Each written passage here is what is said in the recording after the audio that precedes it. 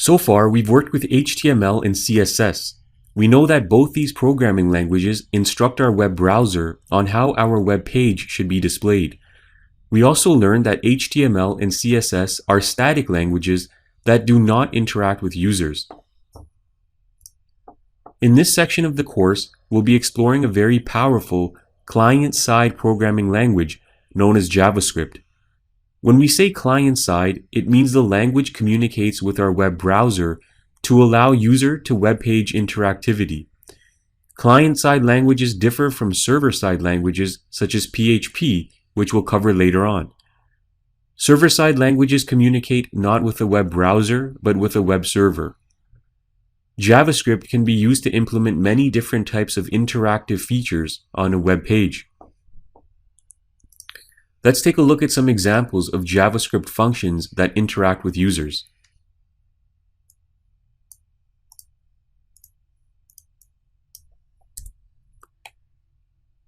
This JavaScript code calculates the amount of characters a user has typed into a text area.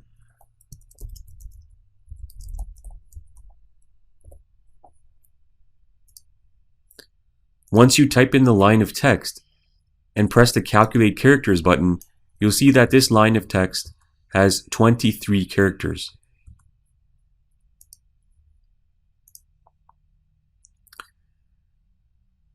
This JavaScript code displays an error message if more than 10 words were typed into a text area.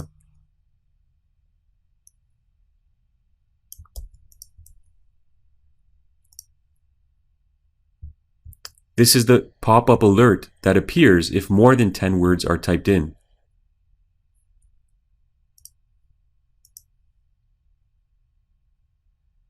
This JavaScript code validates a form to make sure that the required fields were completed.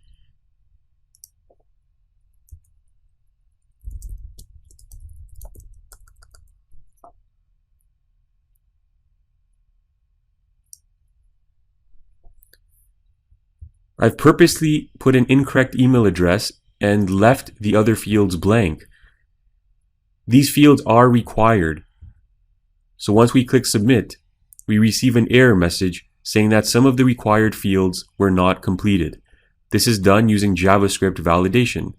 We'll explore much more advanced validation techniques than this. This is just a basic example.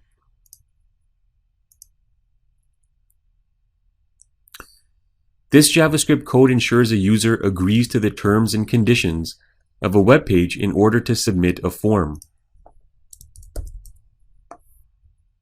If I do not check off this checkbox here, you'll notice I get a pop-up message saying that we must check the box to continue. And again, this is another JavaScript function.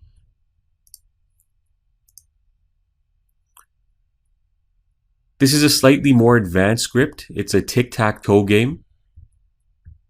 And the purpose is to line up the X's or O's all in one straight line, diagonally, horizontally, or vertically. And so you can see if you lose, a pop-up message appears indicating that the game is over and you've lost. These are just a few basic examples of what JavaScript can be used for.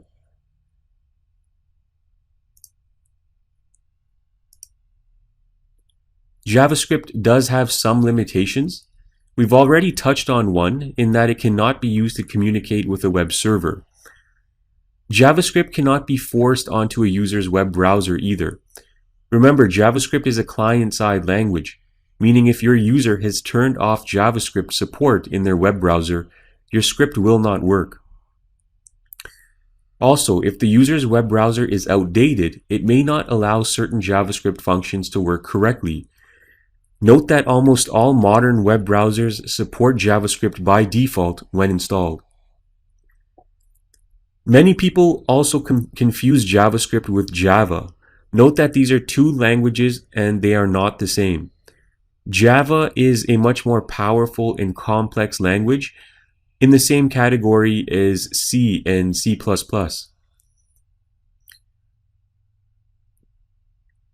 JavaScript is an object-oriented language.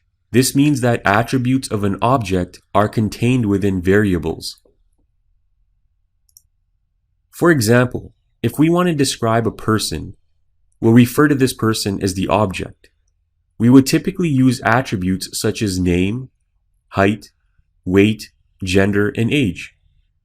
The values of these attributes will vary or differ from person to person. Another word for attributes is variables. These variables will contain the values for each person. As we progress through this section, you'll gain a better understanding of this concept and the importance of working with variables.